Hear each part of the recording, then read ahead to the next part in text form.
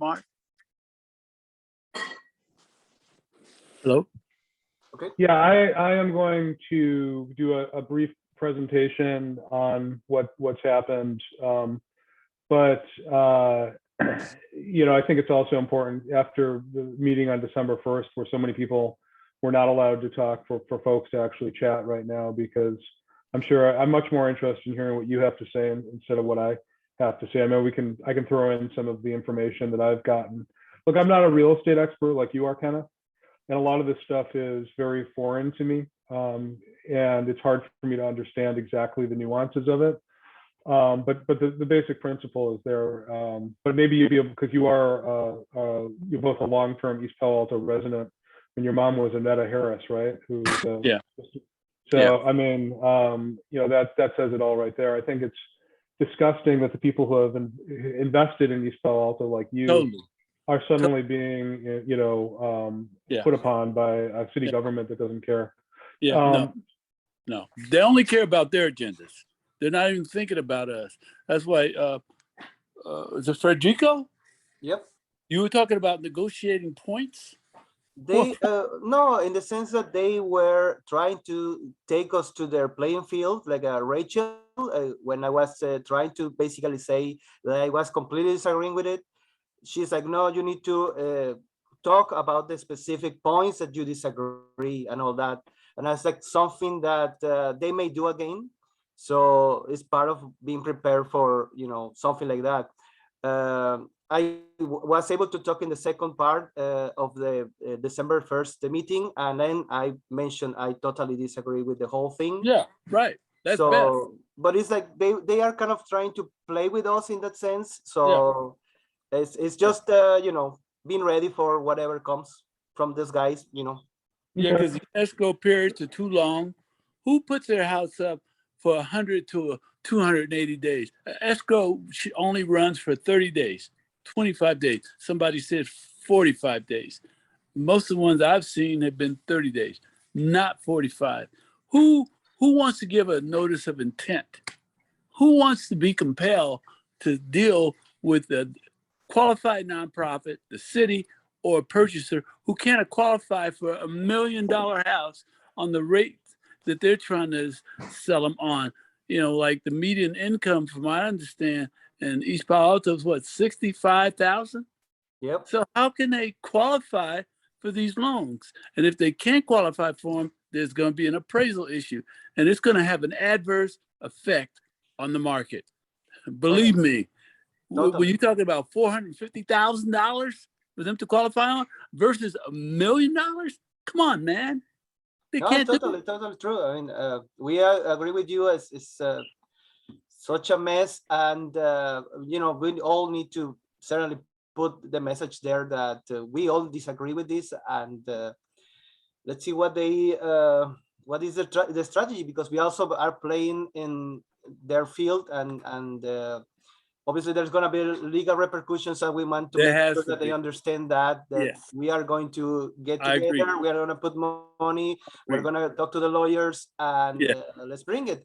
And That's also the the repercussions for them, in the sense that, okay, you're going to get distracted with tons of lawyers, and you have priorities as well. We went to talk to, I went to talk to Antonio, and there was this situation with Woodland Park, evicting tenants in there, and the tenants are really worried, because now the council members are distracted with all this, and they are getting evicted as we speak. So they should put more priority in things that are like real time, like that they are happening right now, and no, they are getting distracted with all this. So we need to remind them about that we hired them, or we put them in place to do their duty, that is taking care of everybody, and not just some particular interest groups. But also something that is part of the slides is like they told me to be very respectful to them, because I kind of like said some things that trigger some people. So I will need to watch myself as well. But Federico, I told them that they're hitting a square in our wallets, and they're taking away our constitutional rights. I'm compassionate. I'm mad about it. I don't like that. I don't like what they're doing. And, you know, I tried to be diplomatic. I tried to be very, explain things very simply when I talk to the council people from my perspective as a community person and as a business owner. And, you know, all I got was, well, we'll look at it. Exactly. It is premature. It shouldn't be voted on so quickly. Maybe we should wait. But while we're waiting to see, I'm telling you, man, we got to start organizing legally. Yeah, because they are Yeah. dismissing us. They are certainly dismissing us in so many ways that are disrespectful as well to us. But you know, that's the tricky part. I'm not super familiar with all this process where they can decide what is the topic of conversation and how to proceed in all these legal administrative ways. So it's also something new for me, but certainly we need to make sure that they Not understand me. that legal Not- is It's not new for me, not to cut you off. I was involved with Community United for the betterment of East Palo Alto when Joaquin DeMonet was trying to pull his project through. And I went to Superior Court with the East Palo Alto Law Project and with Community United for the betterment of East Palo Alto. We were trying to bring jobs to the community. You know, we didn't just want DeMonet to come in and build all these structures and not join the people of East Palo Alto in those development that DeMonet was trying to pull. And I tell you, man, this thing is up in the air. And sometimes we got to bring sobriety to it. We got to make it so nobody likes it, man. I don't know. I've heard Martha Goodwill, Stuart Highland, and I heard a tenant talking in favor of it. Everybody else in that meeting the other night, from my perspective, was against it. Yep. 80-90% of people are against it, but we gotta take passion to this, man. We gotta tell them exactly what's going on, because some of them don't even own real estate, man. You know, some of them don't even know procedurally what's going on.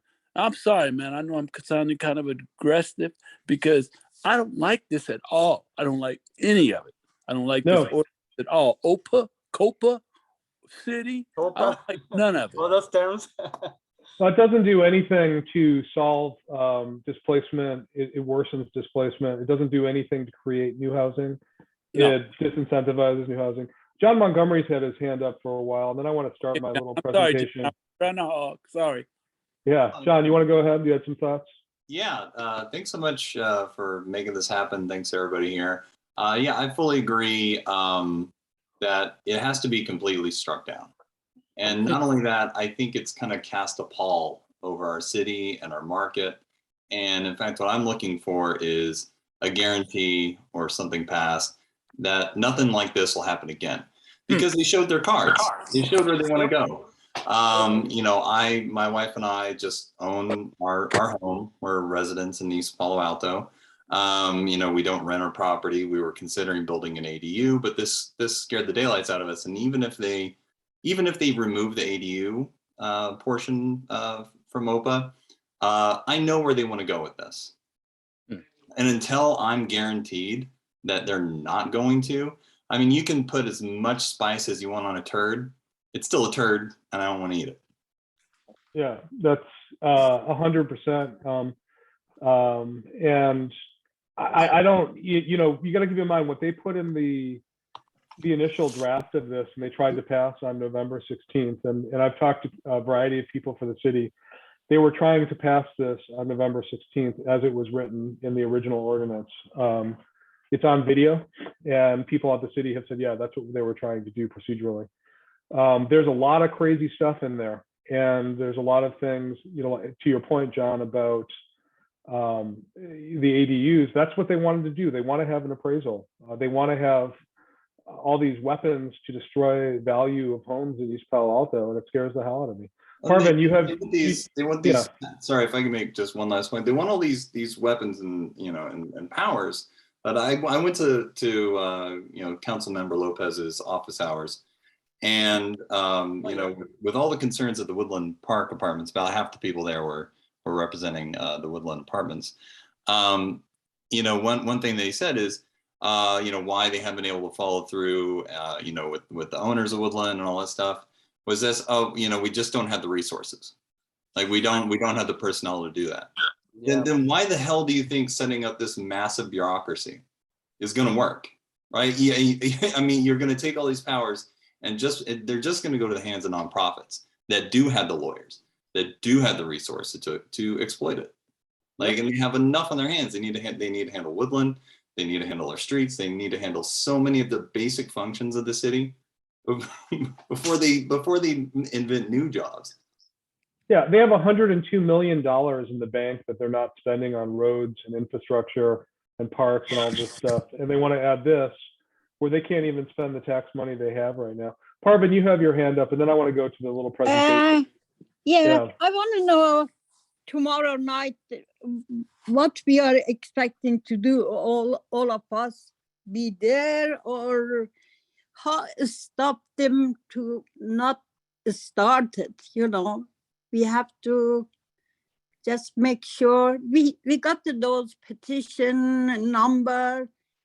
What is going to stop them to, stop them? Just, I am so mad, really. But you guys know what to do. But Yeah, let me I like to know what to do tomorrow night. I mean, not to let them talk about it at all. Yeah, let me do the presentation. I meant to do that to start off, but people were talking, and I think that's kind of interesting. Okay. Give me 5 minutes, and I'll go over the presentation. And let me see if I can, do this right now. Screen share, screen 2. Okay, can everybody see the screen share that I'm doing? Not yet. Yes. Is it coming through? No, we see you. Okay. Okay. Now It's going. Okay. So I'll try to do this a little bit better than last time. So anyway, this is a meeting for today, East Palo Alto, December 6, 2021. We're going to discuss the Opportunity to Purchase Act, aka OPA, COPA, TOPA.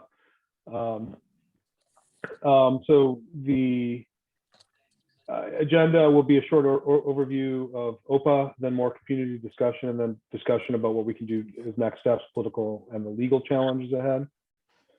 A little bit of background on EPA homeowners. East Palo Alto has about 3,600 single-family homes, 2,500 are owner-occupied, and 1,100 are rentals. Homes are, for most families in East Palo Alto, the single biggest asset in their wealth, a cornerstone of middle-class life, a path to financial freedom. I personally have friends of mine who bought houses when they moved here that have gone up in value, and it's easily 95% of their net worth is their house in East Palo Alto. And then to that point, many families in East Palo Alto have built up generational wealth using real estate investments. Many of the rentals in East Palo Alto are actually owned by people who are EPA residents or long-term residents who moved out of town and are still nearby. So this has been a very rushed process to get OPA through. Many people in the community who are not online are unaware of this ordinance. There have been no in-person meetings about OPA. This has all been virtual via Zoom. That excludes the vast majority of people in East Palo Alto. The city has had more outreach on renovations to Martin Luther King Park than an ordinance which fundamentally changes land use law in East Palo Alto. It's been an extremely compressed time frame, starting on November 16th, and they want to finish this on December 21st. There's been no economic impact study or analysis, and the ordinance is riddled with technical errors and contradictions, spelling mistakes, grammar mistakes. It's really poorly done. So what is OPA? It's to confer upon tenants, qualified nonprofits, the city of East Palo Alto, potential eligible purchasers, a right of first offer and a right of first refusal upon the transfer or sale of residential property as defined herein to prevent displacement of low-income tenants, facilitate ownership for residents, create more affordable housing opportunities in East Palo Alto. So under the ordinance as it's been proposed right now, every home that's rented out is affected by the law, and the landlord would become a nonprofit. And somebody said it's a better soundbite to say tenants have purchased the building, when in reality, it's a BMF and well-funded entities that are standing by to become the new landlord. Okay, so there was a meeting on December 1st, 2021, last Wednesday, I called up and chewed out city staff on December 17th after the meeting, and they said they would do a meeting with the community, which they did. There was active participation from EPA homeowners. There were around 90 comments against OPA, and there were around 5 in favor. So it was overwhelmingly negative feedback on the OPA ordinance. Okay, so there were changes made in the ordinance. Just reading them off, the appraisals were thrown out. No section on appraisals for any type or size of property. If an appraisal happens, it's voluntary. ADUs, not different from other single family homes. So building an ADU does not make it a property automatically covered by OPA. Duplexes and triplexes, not automatically covered if an owner occupies, but it does have higher penalties in terms of fine if that's not the case. The right of first refusal depends on a first offer within 15% of a third-party price. And the nonprofit or tenant must make a statement of interest and first offer to get the right of first refusal. The first offer must get within 15% of a third-party offer you get and a chance to match. Given that their deposit is fully refundable and owners can't take their funding into account, they can make high offers with no backup anyway. So this isn't really a material change. It prevents nonsense $500 offers though. The timeline for the tenant to close is sped up to 40 days, not 90, but it's still 90 days for a nonprofit to close and more for a duplex. So it's 90 days for a nonprofit to come up with financing for a single family home, preventing a sale in that 90-day window. And with other extra steps, it's still months more than normal. We've got some good feedback from people who know much more about this than me. One of the concerns are 1031 exchanges do not work under the ordinance. A seller can't be sure they'll be able to close on a transaction within the 90-day window that a 1031 buyer needs. This removes a portion of potential buyers from considering properties in EPA, which has the result of reducing property values. The city's frequently asked questions is not accurate on this point. Slowing down transactions inherently reduces the number of willing buyers, which reduces property values. One instance, what would happen if a property owner died and their estate had to manage the rental property in compliance with this ordinance? There is no guarantee that trustee or executor would have the willingness or ability to manage a residential rental property for an extended period of time. The same thing is a concern if a property owner became incapacitated or needed to retire. The timeframes for closing are just too long and it's not fair. The right of first refusal should only be for buyers that are really close to the market price. 15% is too wide a range. It should be 5% or 10%. So 15% on a $1 million property would be $150,000 off. And it's not fair that financing for a potential eligible purchaser can't be considered a material term of the offer. If their financing is risky, that really affects the seller. Any seller would rather sell for all cash in a short closing because it's less risky than a highly contingent, highly leveraged sale that would have a good chance of falling through. One of the things about OPA is the target is EPA homeowners. OPA and COPA does not affect Woodland Park or other major corporations. It's squarely aimed at mom and pop who have an ADU, rent out a house, and other small landlords. Unlike other cities' OPA ordinances, East Palo Alto includes single family homes. In both Washington, D.C. and San Francisco, the ordinances only apply to apartments and do not include single family homes. One of the things that's interesting about our ordinance is that it establishes penalties on EPA homeowners that attorneys will surely go after: $1,000 per day fines, 10% home sale penalty, etc. It creates a very lucrative business for those who might be interested in going after these kinds of financial penalties. So OPA, delay and obstruct. The law will make it impossible to sell or buy a house under the ordinance in less than 200 days in East Palo Alto, making it impossible for current residents to buy homes. So, who's going to make an offer in June and wait until November to see if the offer is accepted? So the other point along that, when a mortgage is locked, the buyer has about 30 days to complete the transaction. These delays destroy a normal home buyer's ability to purchase property. Also, 1031 exchanges, an important tax tool, are impossible within the prolonged timelines of OPA. I think I mentioned that before. This is important because if you do live in East Palo Alto right now and you're renting and you want to buy a house and you're competing against a nonprofit, they can drag it out to you losing interest and probably wanting to move to another community that has rational real estate laws. Will this ordinance affect my home value? Yes, the 90-day delays will eliminate individuals from the housing market. The city is insisting on 90-day lead times for closing a transaction. The inability to rent a house and resell it will hurt value of properties. Anyone who wants to rehab a house and flip it will not be interested in EPA housing, and there's a lot of housing that's subpar and needs a lot of repair work. I'm not sure that would happen with this ordinance. The inability to market a home during prime selling season, they're requesting, I think, 30 and up to 90 days advance notice. So if you decide to put your house for sale in May, you may not be able to advertise it unless you want to risk the penalty until sometime in July. And that's an obvious issue for anybody in the real estate business. And then the huge issue, one that's been touched upon, is right of first refusal. This is transferred without compensation from the owner to the nonprofit, effectively giving the city and nonprofits deciding control over your house. OPA will lower property values. The elimination of real estate investors will inherently lower housing prices. If OPA lowers prices by 10%, this will cost EPA homeowners easily $360 million in equity. 20% would take that up to $750 million. And lower equity can lead to foreclosures, inability to refinance, predatory loans, and kind of a revisiting the mortgage crisis of 2008. Resident homeowners would be impacted too. The maximum mortgage the bank will fund will be based on the recent sale price of similar homes in EPA, but this comparable search does not differentiate based on rental or owner occupied.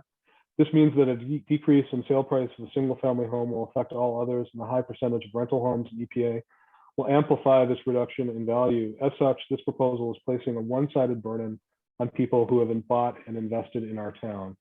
And Tom wrote that. This is also lost tax revenue. East Palo Alto will lose at least $15,000 in annual property tax for each house that's bought and converted to nonprofit housing. This weakens the tax base, lowers the pot of money available for city services, parks, schools, and other uses. So 100 houses would be 1.5 in property tax, and the burden for running the city is left to the existing taxpayers. There's legal and economic issues with this. There's huge issues with the constitutionality of this law. And if passed, the city will receive multiple lawsuits.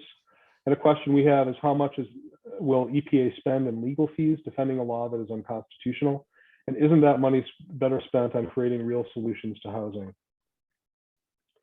So does OPA solve displacement in housing? No. COPA strongly discourages homeowners to build ADUs, something that directly contradicts the city's plan to have infill development and more affordable housing solutions. Single-family homes are the most expensive way to house people, and trying to provide affordable housing using single-family homes is like trying to provide affordable transportation using Teslas, Mercedes-Benz, and other luxury vans instead of things like school buses. This law, if passed, will have a negligible effect on providing affordable housing, but it will destroy home values in EPA. This law is a strong disincentive to build new housing in East Palo Alto. Who's going to invest in new apartment buildings in EPA knowing that they can only sell them to a nonprofit at a reduced price? And OPA will not result in tenants owning property. It will result in nonprofits being the new landlord. Okay, and then OPA will also lead to displacement. I've been speaking to a lot of investors, and many investors are currently renting out their houses to working class tenants. They are looking at selling due to this ordinance, and if investors sell even 10% of the housing stock prior to the law taking effect, something like 2,000 people in EPA would be evicted in the sale process. Sales of existing homes will go to tech workers from Google, Facebook, Apple, Cisco, and every other tech company in Silicon Valley. I don't think this is an exaggerated threat. I've already spoken to people with multiple homes. There's a real sensation that if this is going to pass, they're going to cash in their chips and move on to another community, which would have disastrous effects for residents of East Palo Alto. Solutions to displacement, build more housing. OPA does nothing to create new affordable housing. When the Light Tree Apartments open next year, it'll be the first new apartment building in East Palo Alto in over 15 years. We can build more housing in East Palo Alto and come up with alternatives to OPA to address the issues of housing and displacement. OPA will not expand the housing in EPA, it will shrink the housing supply. And then next steps. So tomorrow night, we need everybody to show up and express opinions on OPA to the council. That's tomorrow night at 7 o'clock. And they're not going to actually be able to vote on OPA because they had to make so many changes. Procedurally, they have to extend it. They can kill it tomorrow, but they can't approve it. The next city council meeting is December 21st. That's also an issue. And then we want people to attend that, but tomorrow night is the big issue. I want you to write and call your city council member prior to the meeting. So this is political steps for Tuesday's city council meeting put together by Grace Poppel. We want people to go to council members' office hours in the upcoming weeks. We want people to go to the staff office hours as well, talk to city staff directly. Reach out through any network connections to council members, write emails to council members and staff, get your neighbors involved, tell them about the meeting on the 7th, that's tomorrow, Tuesday, tell them they can participate in Spanish too. There's a petition going around that has about 850 people signed on it from the community. So sign that petition. Arrange childcare, sandwiches, better internet, quiet space to join the meeting. And then pre-write a 1-minute and 2-minute statement and rehearse and time them. Make sure you can get everything you want in 1 minute. And then make sure you're aware of how Zoom works and look for the raise hand button. And then final step, if we're not able to stop this politically, next step is legal. There's a lot of homeowners who are interested in hiring lawyers and suing the city if the ordinance passes on December 21st. We have lots of options at this point, and many lawyers are interested in this case. And the other option, thing that has to be said is hold city council and city staff accountable for this horrible ordinance. And with that, I'm going to stop and let's open it up and let's talk about it. All right, who's got their hand up? Domingo, Kenneth.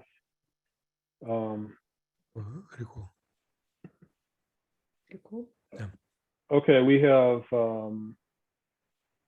who has their hands up? Give me 1 second, 10 hands. Rashid, maybe? Yeah, Rashid, why don't you go ahead? Yes, and hi, my name is Rashid. And I was wondering about the legal actions no, actually not legal, political actions. Why we did not discuss at all the procedure of recall of city council members because they go against their constituency. I wrote email to everyone in the city council that they go against their constituency. And because, and in this case, it's we should start also process of recall. But we need to recall probably not everyone, but not everyone, but one person at a time, and to replace it, to bring a person to replace that. And yeah, I'm absolutely not just, yeah, I agree with you. I don't in any way, when Carlos Romero called up swearing at me, I said we were going to recall him, and he called up and was swearing at me on the Friday after the Tuesday meeting, very upset that we would, have spoiled his secret deal. And I 100% agree with that. And I think that's something we need to discuss. I do want to keep the focus on the ordinance tonight, and we can absolutely talk about that. And, it has its own challenges. Tom, did you want to go? Hi, thanks, Mark, and everybody for putting this together.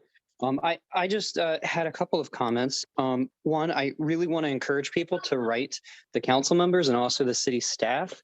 They are collecting that, and even if our letters don't do very much today, they help establish, documentation that the city, the actual city residents are against it. So when this does go to a law case, that kind of documentation is important. So that's where I'd like to encourage people to also write. Two, I went to Rachel Hurst's office hours today, so that was today at noon. I was the only person in that hour. I spoke to both her and I believe it was the city attorney. They have made some changes going into it tomorrow, but it was limited changes. I think we need to, so I definitely think it's worth talking to them because they have demonstrated they are willing to make changes to it.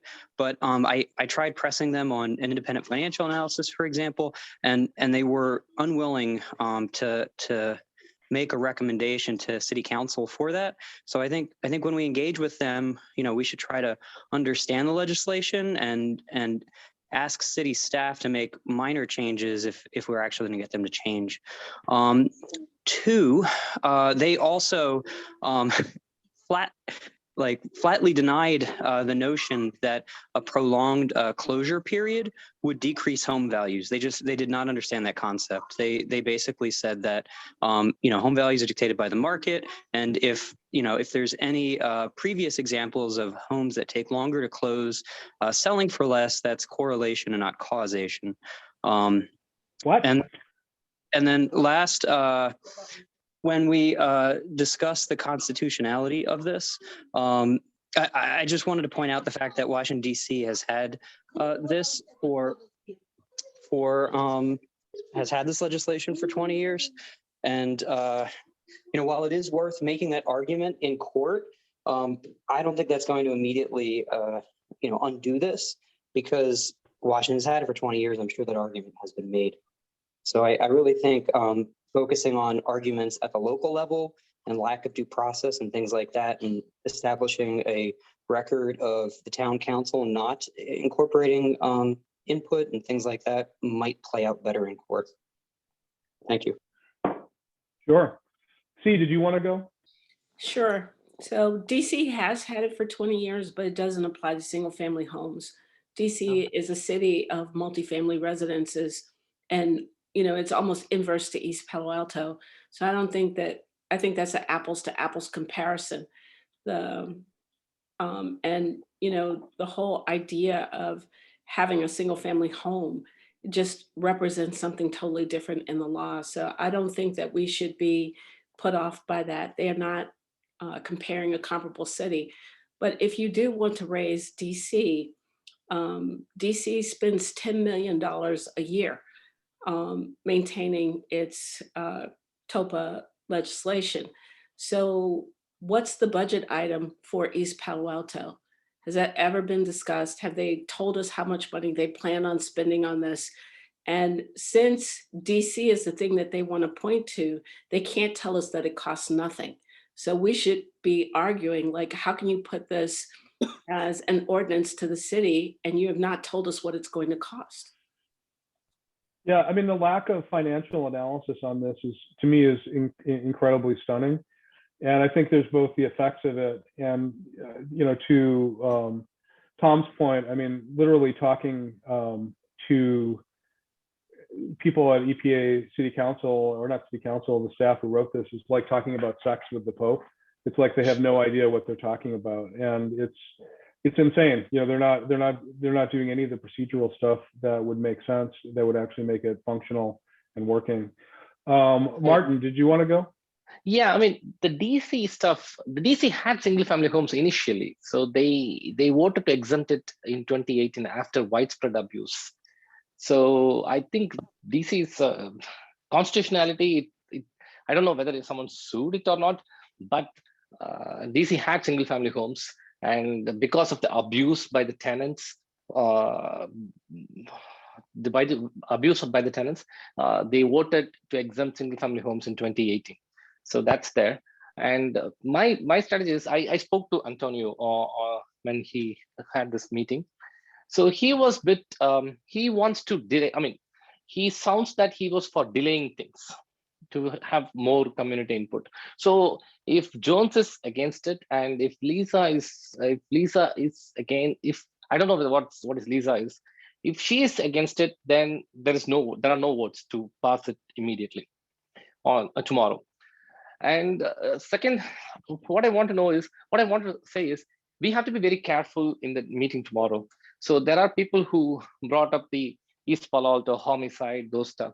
This will give ammunition to Carlos to bully the other council members to vote for him, and he can make this as a kind of race baited. So we cannot allow that. If someone said that, I think it's imperative for us, the people who follows next, to first condemn it and then say what we wanted to say, so that we can deny him the point that it's due to race. So we can stop the race baiting there. And I read this thing, and I don't think any tenant will use this opportunity to buy a home. The reason is two things. First, if a tenant buy without subsidies, there is no need for TOPA. He can just go straight to the market and buy a property. So there's no need for the TOPA. But if a tenant buys a property with subsidies, the tenant cannot rent it at market price in future. The tenant cannot sell it at market price in future. So he's restricted in his selling. So why would someone wants to pay the property tax and all those, even though if they get subsidies, want to pay mortgage and the property tax, but they cannot build an equity in it. So this is called this is called TOPA, Tenant Opportunity Purchase Act, but its tenant is not going to purchase anything. It will only be purchased by the non-profits. So we can bring up that point. So the repetitive points, I've seen that if we bring repetitive points, that kind of sticks with the council members. So that is one thing I wanted to say. And if it passes, we can also explore the opportunity to see a ballot initiative to exclude single family homes, ADUs, and other stuff from the UPA, making this practically useless. Recall versus the ballot initiative. Recall kind of divides people, but ballot initiative doesn't do that. So it's easy to pass the ballot initiative. Yeah. Thank you, Martin. Just wanted to comment on for DC. DC in 2018, they amended to remove single family home, and it was also not just because of abuse, but also because it's based on a study that showed from 2009 to 2015, out of 398 TOPA offers, only 19 were successful. That's less than 5%. So based on that study, they found that it was not effective, and most of the offers weren't successful. And with all the abuse and lawsuit case, they decided to drop single family homes. So that is an argument that we can, if they mention DC, we can mention it didn't work in DC. So why do you think it would work here? Right, that is there. But I think our point is much more potent if we just stick with, this my opinion, if it stick with abuse rather than both abuse and it didn't work. Okay. So it is 95% were offers that didn't work. It just delayed the sellers and put their homes in the market for a long time, and it didn't work. So it's not successful. This ordinance is not successful, and it allow a lot of abuse and also, I'm not sure whether the DC ordinance applied for the vacant properties. So here it applies for the vacant properties. Exactly, like absentee owner, and that is absentee owner. Yes. And so I don't know if it applies for a new construction. So if someone builds a new house, and if they couldn't find someone, if the house stays vacant for 6 months, will the COPA be applicable for that house? I don't know about that. I was thinking about it, but I don't know the answer for that.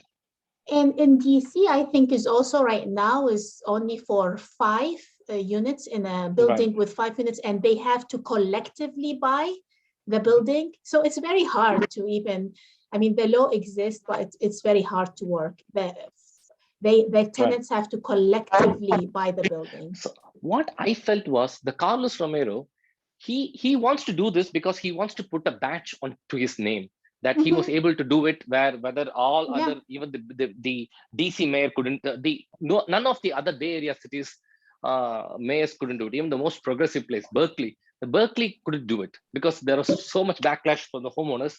The Berkeley mayor tabled it. They didn't do it. So I think he wants to push it because he wants to put a badge on his shoulder. I think that's that's why it's on his last day. He wants to that's why he's pushing this for on his last day. Otherwise, why would he rush would he rush the things?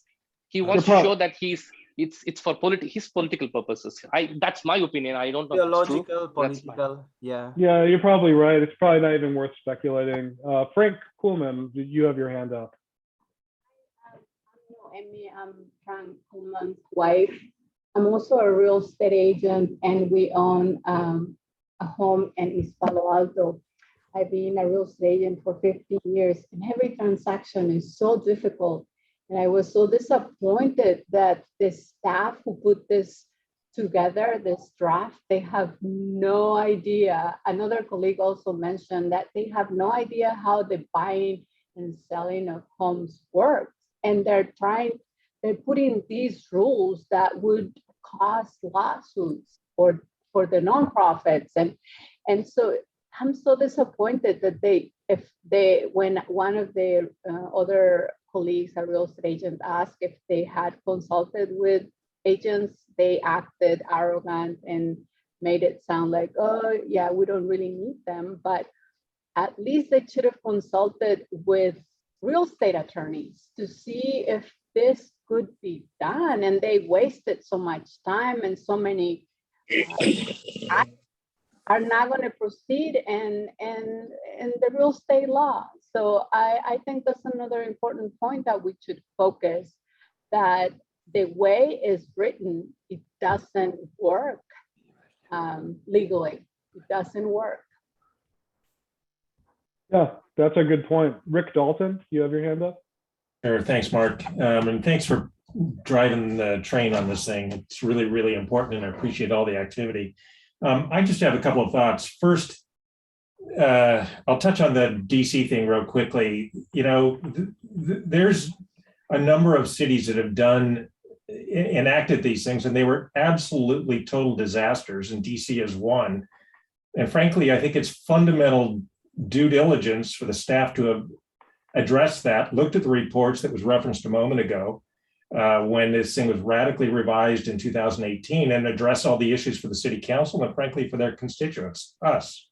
So that, I think, is basic due diligence. So that ought to be a request we have made, and I'd like to see that due diligence. My second point is there's commentary about what to do from here. And frankly, I think negotiating is a kind of a slippery slope here. I don't think we want to have a one-off pick things apart.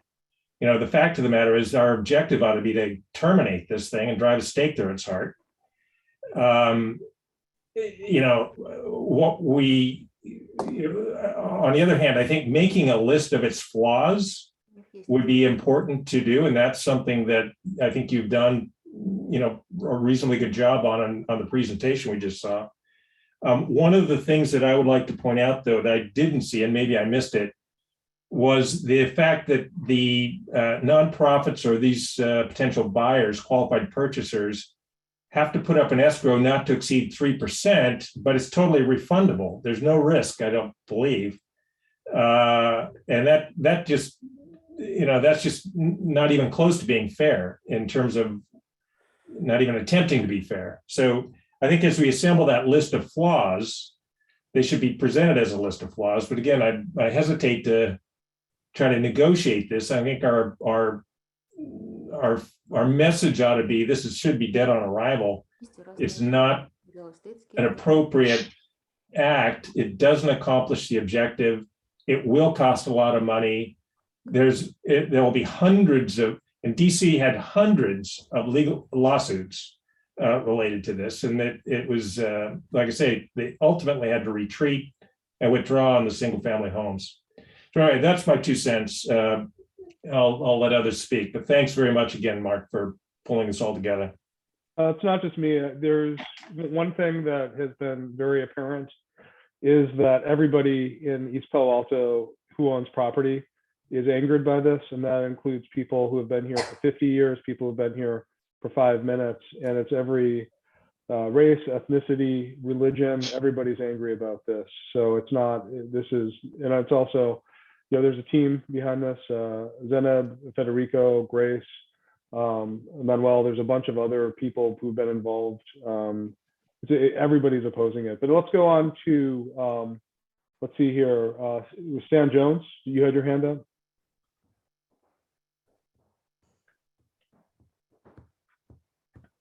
I think so, or David W. Hi, Can everyone hear me? Yes, we can hear you. So I talked to some tenants about this, and I think it's very common. Well, I won't say too common, but somewhat common among tenants that they kind of vilify the landlords. Basically, they are taking their frustration with the high living cost to the landlords. So anything that kind of punish the landlords would win approval from the tenants. But let's actually take a step back, like to think about one important question. Why is the housing cost so high? Is it because of the mom and the pop landlord, which may own 1 or 2 properties in East Palo Alto? Or is it because the corporate landlord like Woodland Apartments that owns thousands of units? Or is because the proximity to all those tech giants, which offer so many high-paying jobs that cause the housing costs to be so high? So to me, it looks like the cost of the high housing cost is not really the sole responsibility of those mom and pop landlords. So why is the mom and pop landlord to be punished by this? Like almost 100%. What is the, if someone has to pay for the so-called common good, which is obviously not going to be achieved by this ordinance, like why is it must be all about mom and pop landlord instead of corporate landlord or tech giants? That's just my 2 cents. Thank you, David. Stan Jones? Yeah, can you hear me now? Yes. Yeah, so my question is regarding the DC program, how come we're not putting together some kind of documentation trail, some type of presentation that shows all the challenges that they had and the failures? Because otherwise, if we just talk to it, it's one thing, but if you can send the city council articles showing, proof of the failures, then I think that speaks louder than us just saying DC didn't work, DC didn't work. But if you show them articles and some of the corruption and things that took place and they read it for themselves, I think that's a stronger impact. And we don't seem to be focusing on there. We're talking about it, but I think we'd have more meat if we could show proof and send that to them, some articles or some documentation that says, look, read it for yourself. It's not, I'm not making this up. So Stanley, I just pasted some articles in the chat. I saw that. So the people who put together this ordinance knows what happened in the DC. So there was some abuse by the owners and also abuse by the tenants. So what they did when on December 1st call, I brought this up with the DC abuse. Those people aren't surprised.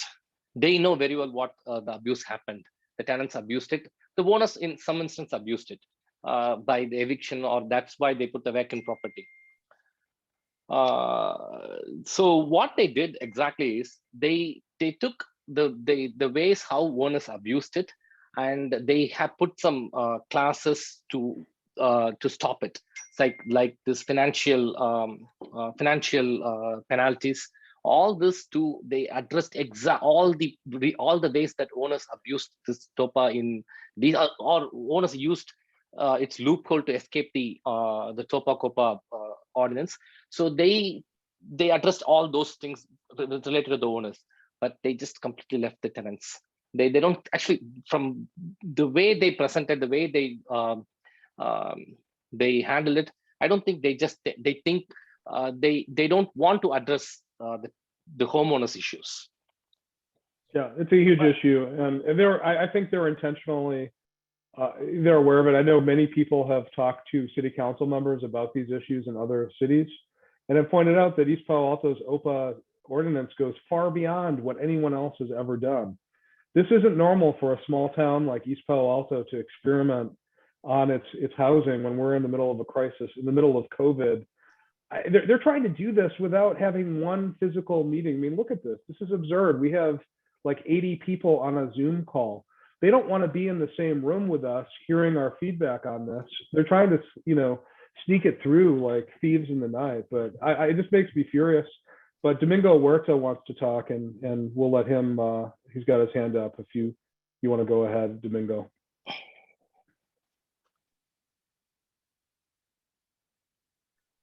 If not Domingo, let's see who else. Yeah, has I'll get back to you guys. Let me. Hey, so Mark, there was a question asked by Samyukta. So do you mind if I answer that now? Sure. Hey, Samyukta. So those protections were not there in the initial ordinance.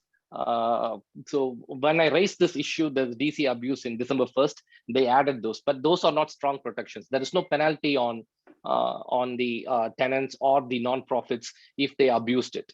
If they abuse this, they just say don't abuse it, but there is no enforcement behind it. The enforcement is only for the owners abusing if they do not follow the COPA ordinance. But if a nonprofit or a tenant abused it, there is no enforcement mechanism. It just say they should not abuse it. That's just a statement. Sure. Michael Henshaw, you've had your hand up for a while. Hello, Mark. Hey, can you guys hear me okay? We can. Perfect, thank you. Sorry I couldn't make lunch today. Daniel reached out, I'm out of town. First off, I have been to 20 meetings for the city of San Jose for their COPA to OPA. And I've been on the technical meetings and the community meetings. They've had so much community outreach in preparing the ordinance, okay, to submit to council by staff. So, I mean, all the nonprofits have been involved, everybody from every single level, and they're doing meetings in the evening that are trilingual. They've gone every opposition, every viewpoint has been explored and expressed, and it's been a very thorough process. East Palo Alto right now is the exact opposite. Okay, literally, I mean, they're trying to jam this through, and I think it's atrocious. Now, a couple things that I wanted to share was that, you know, Woodland Park was purchased by Sandhill Properties.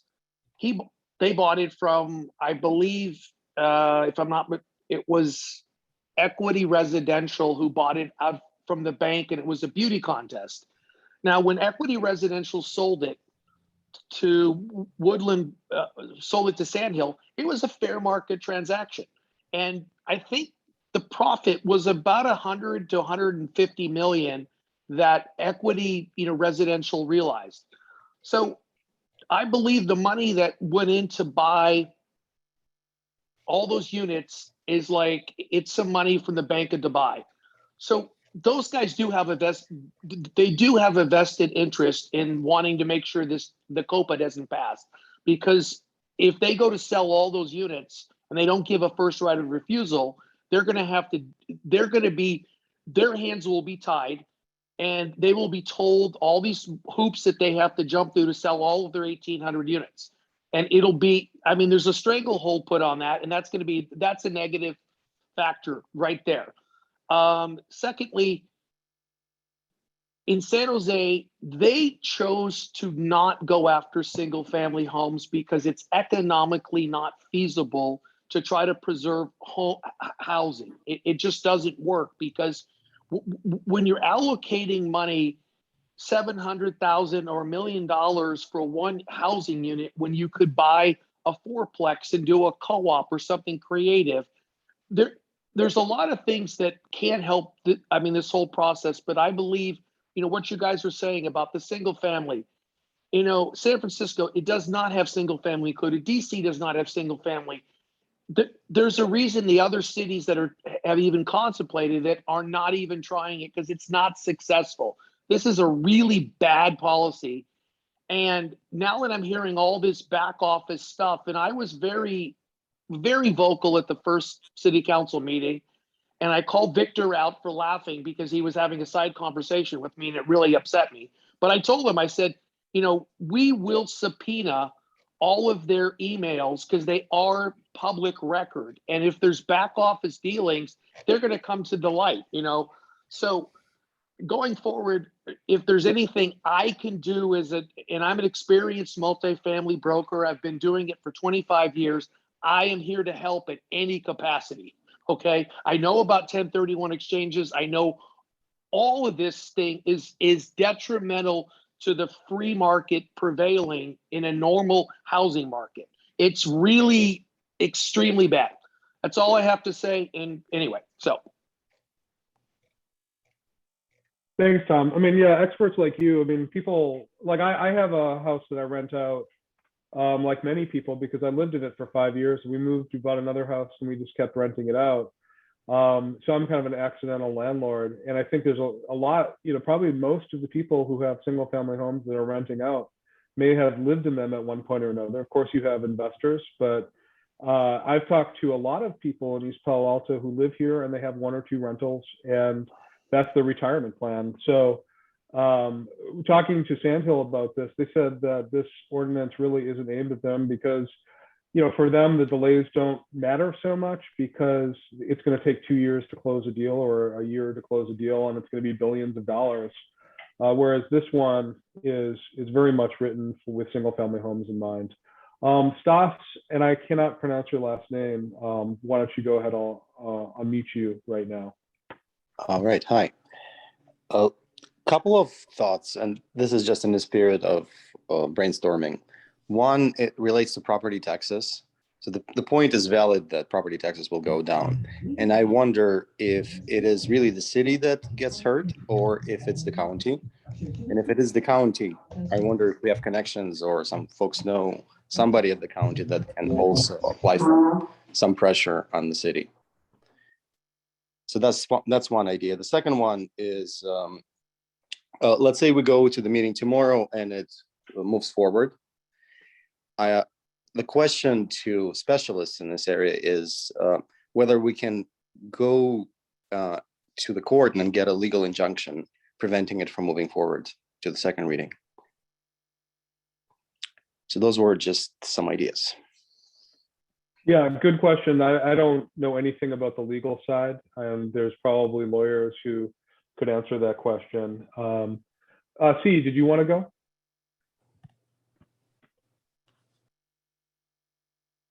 C has her hand up. Rashid, yes. I'll unmute.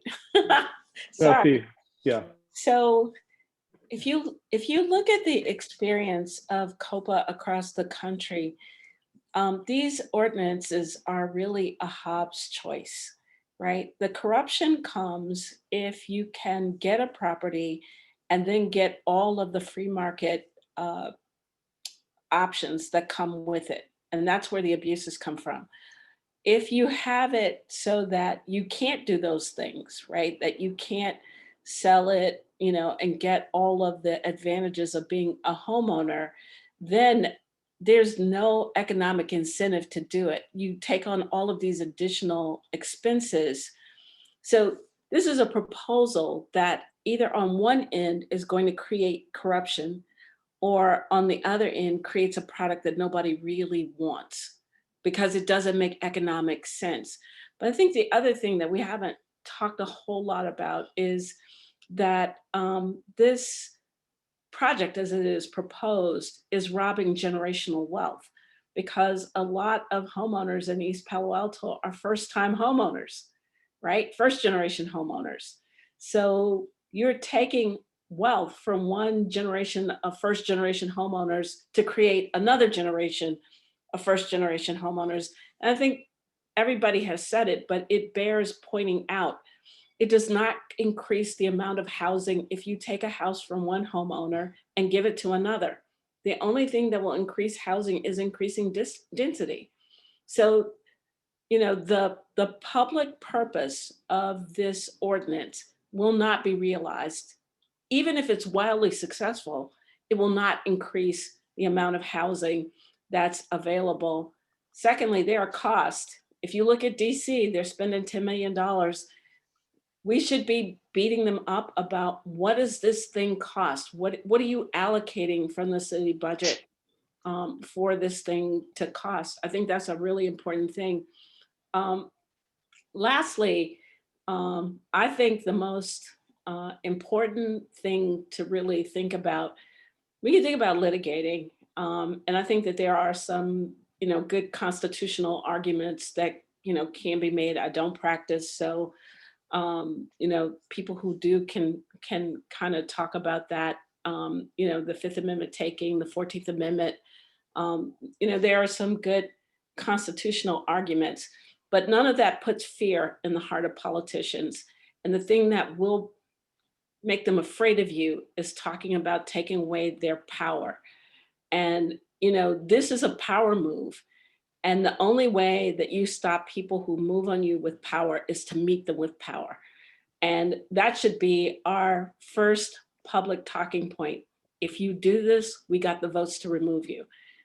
Because I think that is kind of what worked in Berkeley to get them to table it. And the Berkeley mayor is a profound enthusiast of this, but he tabled it because people were like, if you do this, we're going to take you out of office.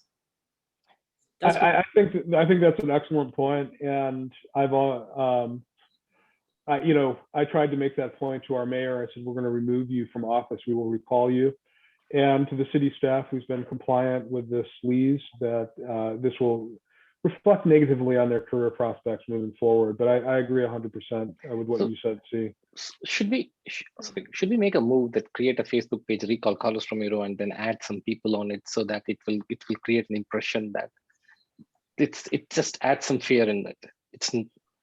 Well, I think even more than create a Facebook page, actually pull the damn papers from the county and the state and start a recall. I'm not joking about recalling Carlos and Ruben. I think if you pull things like this that so break faith with the community, you do not deserve to be in public office. And they've proven that. I can have disagreements with Carlos on policy, but the manner in which he tried to pull this is disgusting, and it has resulted in a horrendous ordinance that's going to have exactly the opposite effect from what he intended to, and it's going to result in displacement. It's going to result in people losing their homes.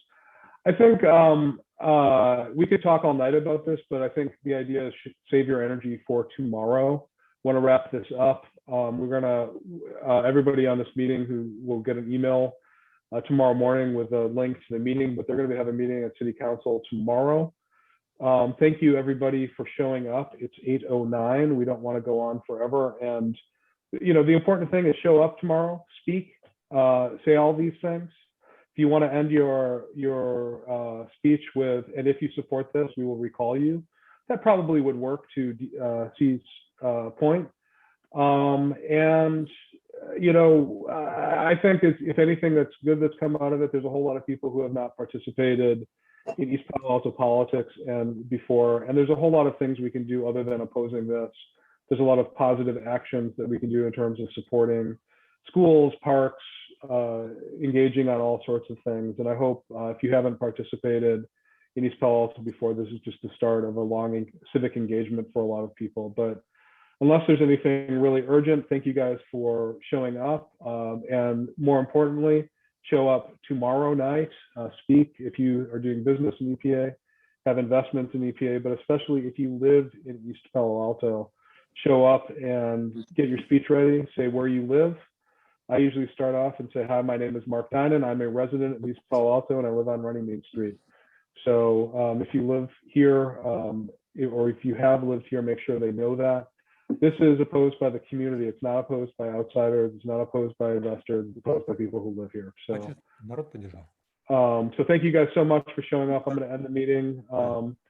You all know how to get a hold of me. So have a great evening, and hopefully we'll be talking soon. And I'll make sure that we follow up and see you online tomorrow at the City Council meeting. And Mark, you will send an email, right, with the Zoom link for tomorrow meeting. I will, and I'll even have a recording of this up online. Great. So people can see it. All right, thank you. Yeah. Hey, man. Actually, I wrote in the chat what I'd like to, because we did not have one potential action. Can we demand from City Council that let's say you will present your slides, and which just 4 points, or maybe 4 important points that it damages owners. This OPA does not help at all tenants, similar things did not work in other cities, and also will destroy city in the long run. We will come to 1990, where it was the worst city in the world. Yeah, I don't think the city really cares what I say. They care No, what, no, no. what It's every- Mr. It's not. It's no. This is you would represent voice of 1,000 people. Yeah, I think the most effective thing tomorrow is for people individually to talk, especially in, for residents who've been here for more than a minute to show up and voice their opposition. If this thing does go through, we'll definitely be having legal steps, and I think regardless, we're going to have other consequences for the elected representatives. But everybody just show up tomorrow, save your energy for that, and we'll talk soon. Okay, can I say one thing? Yeah, Domingo, you got the last word, buddy. Hey man, I think there was a young man earlier who brought up something about we probably should not bring up anything that they can flip into Yes, a racial make it a racial component, and bringing up East Palo Alto's past, especially the 90s being a murder capital and all that, would be very counterproductive. They worked off of that last 2 meetings ago, the city did. And I think that's something we should probably stay away from. Not bring up things like that. And if someone did bring up, we cannot control everyone. So if someone did even bring though up, we all know that's true, it's probably not a good thing to use that in any of our arguments. It's exactly the wrong thing to say. I don't know anybody who has lived here for more than 5 years who would ever bring that up, let alone the people like Domingo who have lived here their entire life. So don't bring it up. I mean, just stick to the facts and stick to the. Think about the future. Don't think about the past, please. Right. Yeah. If someone brought it up, I think if some of us can put some distance from it, can deny, how do I put, I'm not able to find the exact right words for this. If we can say we are not like that, or we can disown that comment and then start our comment, I think it will help. Yeah, you don't want to give them you don't want to give them any leverage on anything. That's right. Yeah. So it's best just to stay away from something like that. Yeah, if someone brought it up, we should condemn it and then start our comment. What do you think? If that's a strategy, right? If someone said that, we condemn that comment and then we can start with our comment.